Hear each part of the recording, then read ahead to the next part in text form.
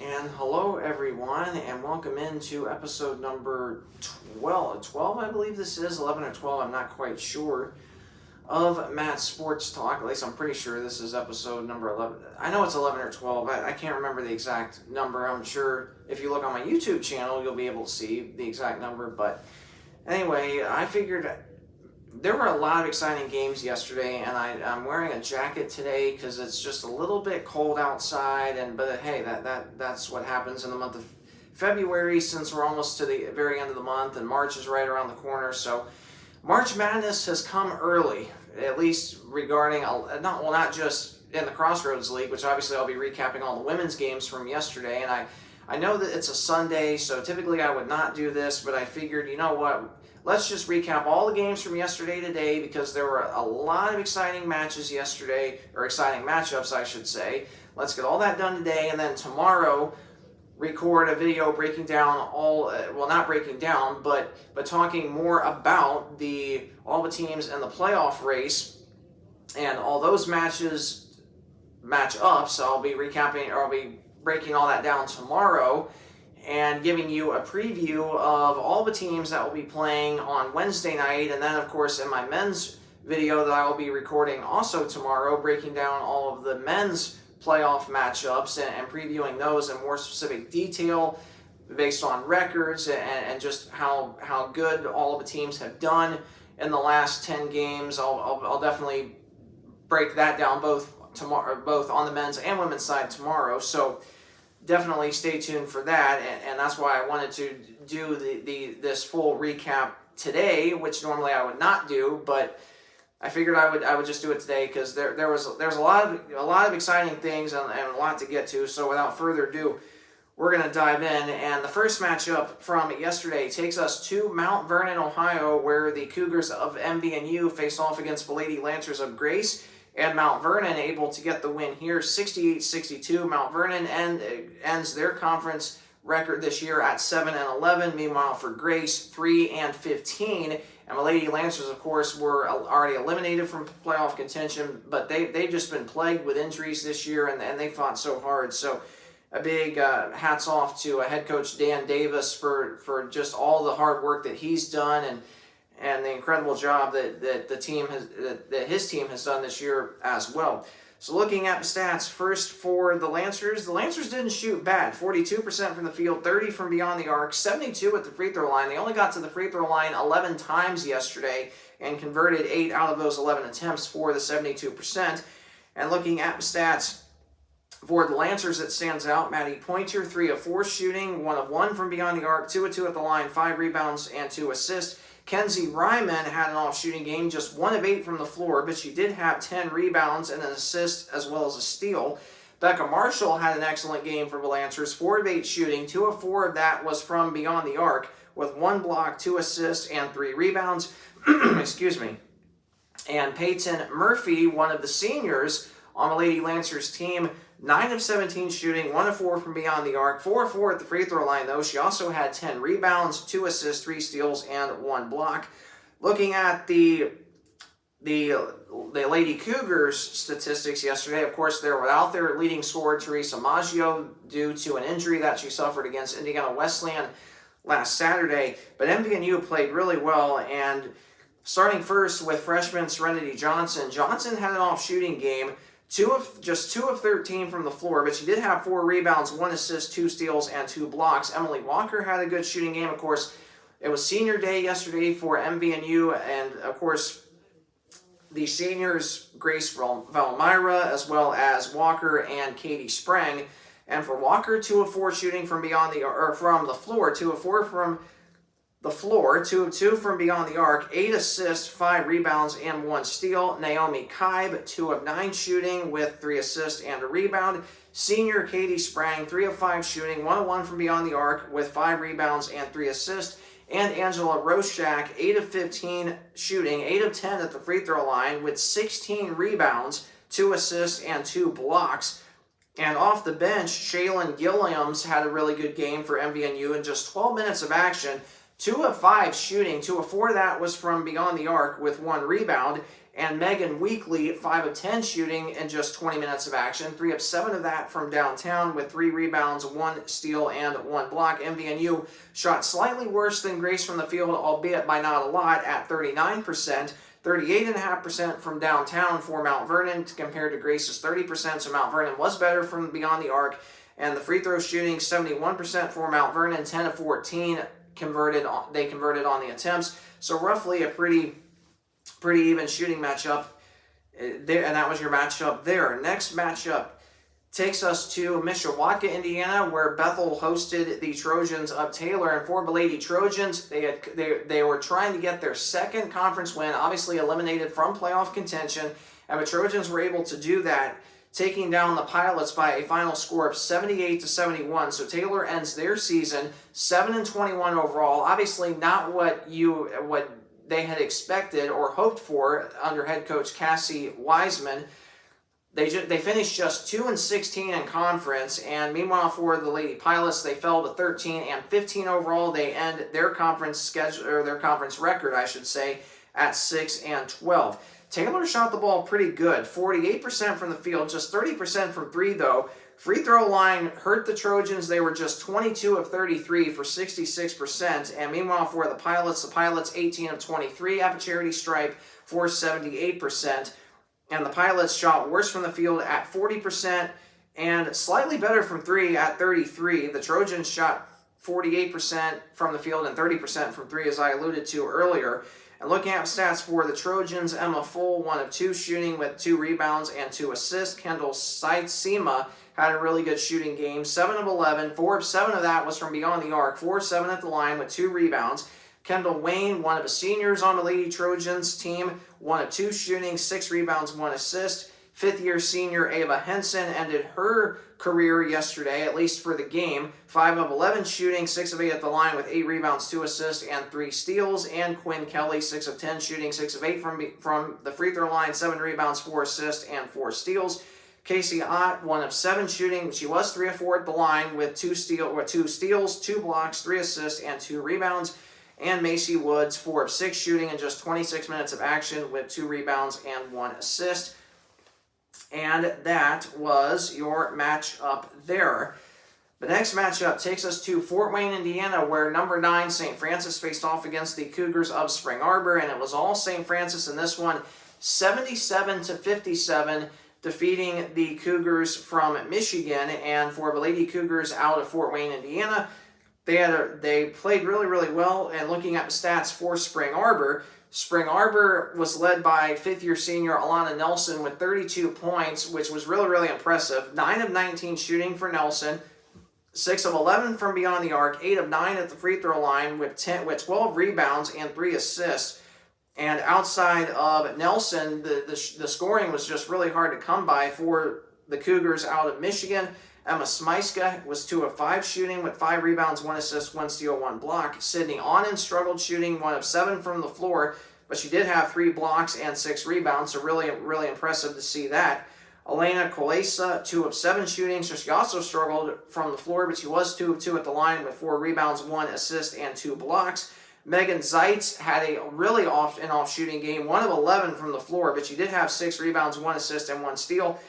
One bright spot for Spring Arbor, they shot 11 of 13 from the charity stripe for 84%. And this is a Spring Arbor team that has really struggled at the free throw line this year. So obviously, you love to see those free throw numbers come up, especially giving you momentum, at least from that aspect, going into the postseason on Wednesday under head coach John Williams in his 3rd season with the Lady Cougars out of the Wolverine State. So really, really amazing to see that, and good luck to them as they enter the postseason, I should say. And looking at other stats for Spring Arbor, Bailey Visman had a decent shooting game, but she 1 of 4, so not too terribly bad, but she did have 2 rebounds and 1 assist. Lexi Linder had 3 steals and 2 assists in just 12 minutes of action. Spring Arbor shot just 29% from the field, 32 from 3, and then I alluded to the 84 at the free throw line.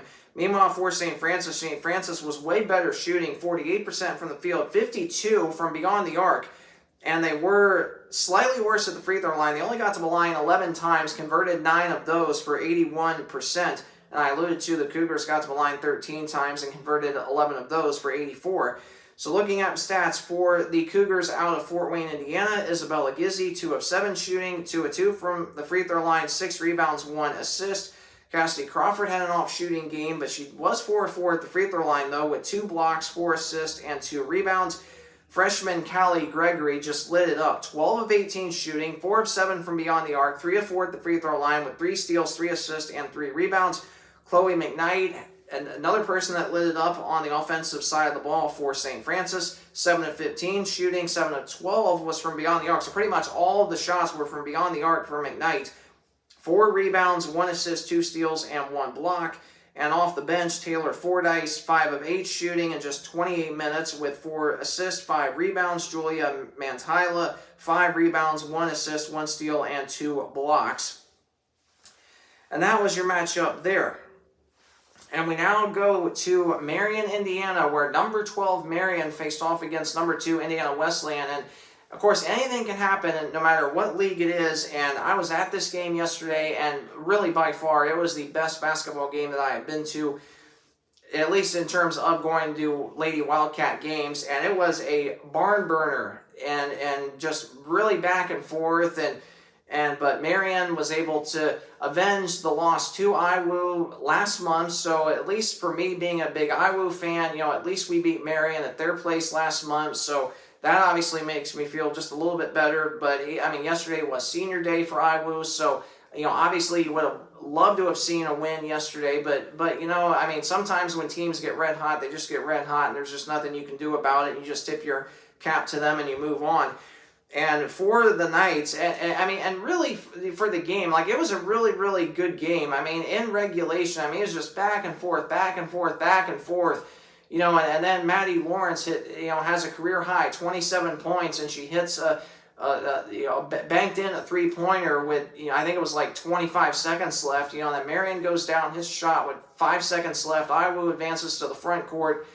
Izzy Reed misses the game-winning 3-pointer. Taylor Folkema comes out of nowhere, lays it up and in as time expires to send it to overtime. And I'll say that when Taylor did that at the end of regulation, and I'll say this, and again, I'm not trying to be biased in these videos. I try to be as professional as I can, we're doing these recap videos.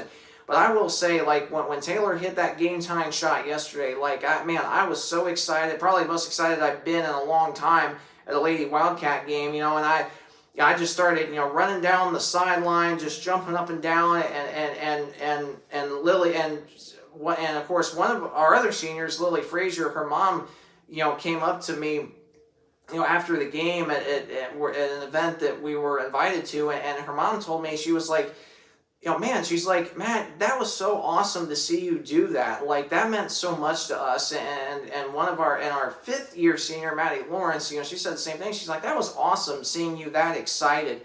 And I talked to Izzy Reed, at the event we were invited to as well. And, I was telling Izzy that. I was like, man, I was just so excited in that moment when Taylor hit that big shot to send it to overtime. And Izzy's like, yeah, she's like, that was awesome, wasn't it? And then Izzy, and Izzy told me, she goes, you should do that every time, an IWU player banks in a 3-pointer. I'm like, that is a good idea. I think I really should do that.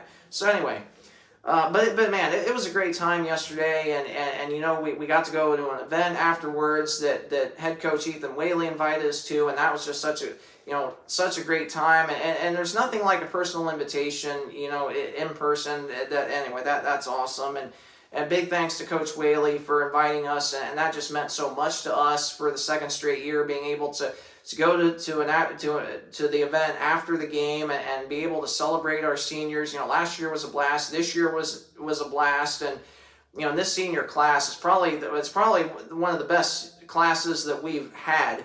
At least me being a big Wildcat fan. So obviously it was just such a good time yesterday, and so thankful we were able to hang out in Marion, Indiana yesterday afternoon and into the early evening as well. So getting back to the stats yesterday for the Knights, Abby McNally had a really good game, 24 points, 10 rebounds, but Indiana Wesleyan did such a good job on her defensively, and Abby easily could have had 20-plus rebounds, and sometimes, that happens, and you just, you try and closely defend one player, and when you do that, no matter what team it is, no matter what division it is, that just leaves the door wide open for other players to hit some big shots, and that's what happened. But still, despite that, a tremendous effort against an excellent team, and in my opinion, a team that should easily be ranked in the top 6 or 7 as far as that goes. And so, man, it was just such a good game. And then you look at other stats for the Knights. Madison Bailey, 4 of 8 shooting, 3 of 3 at the line, 7 assists, 2 steals, 1 rebound. Taylor double,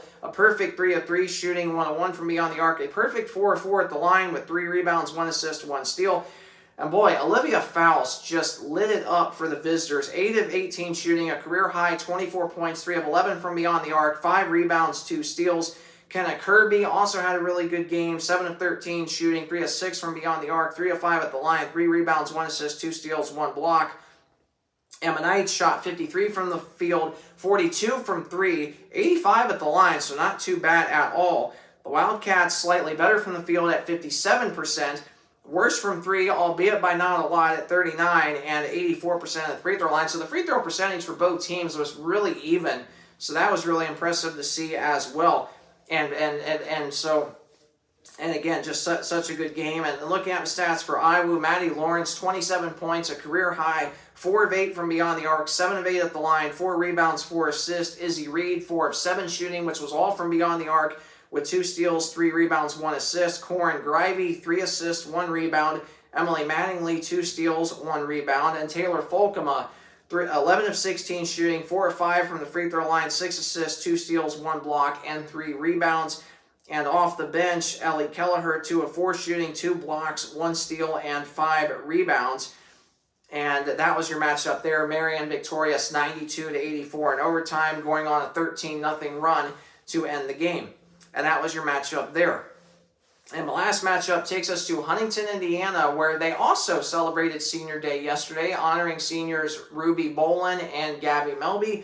And for the Lady Foresters, they had a rough start, but then they went on an 18-4 run in the second quarter, and that was the difference there. Goshen went on a late run with a couple minutes to go in the fourth quarter, got it down to 3 points, and Huntington, though, able to win the game after that with an Annika Nelson layup and then 3-pointer, and then, of course, a perfect 6 of 6 down the stretch at the free throw line for the Foresters to give them the 75-64 win. The Foresters 17-11 on the year this year, 10-8 in conference play, most wins in a regular season under head coach Darby Maggard, and the most conference wins that they've had under Coach Maggard. They went 9-9 last year, tied for 5th.